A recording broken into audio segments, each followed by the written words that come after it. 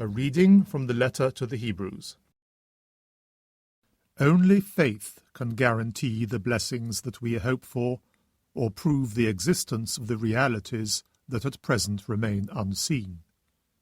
It was for faith that our ancestors were commended. It was by faith that Abraham obeyed the call to set out for a country that was the inheritance given to him and his descendants, and that he set out without knowing where he was going.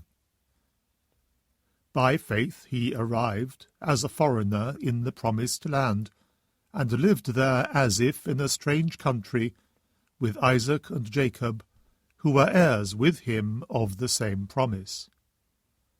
They lived there in tents, while he looked forward to a city founded, designed, and built by God. It was equally by faith that Sarah, in spite of being past the age, was made able to conceive, because she believed that he who had made the promise would be faithful to it.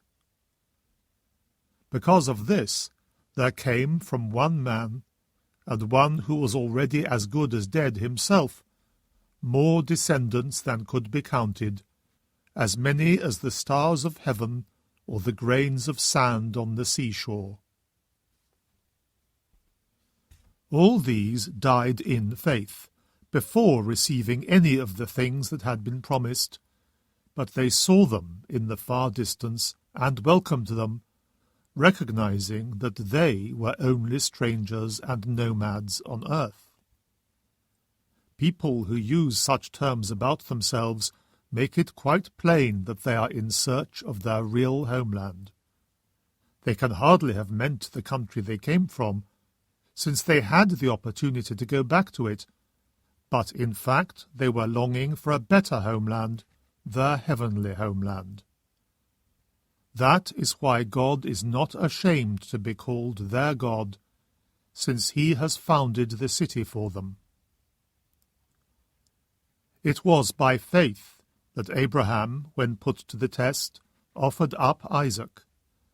He offered to sacrifice his only son, even though the promises had been made to him, and he had been told, "It is through Isaac that your name will be carried on." He was confident that God had the power even to raise the dead. And so, figuratively speaking, he was given back Isaac from the dead. The Word of the Lord. A reading from the Holy Gospel according to Mark. With the coming of evening, Jesus said to his disciples, "Let us cross over to the other side." And leaving the crowd behind, they took him just as he was in the boat, and there were other boats with him. Then it began to blow a gale, and the waves were breaking into the boat so that it was almost swamped. But he was in the stern, his head on the cushion, asleep. They woke him and said to him, "Master, do you not care? We are going down." And he woke up and rebuked the wind and said to the sea, "Quiet now, be calm." And the wind dropped, and all was calm again. Then he said to them, "Why are you so frightened? How is it that you have no faith?" They were filled with awe, and said to one another, "Who can this be? Even the wind and the sea obey him." The Gospel of the Lord.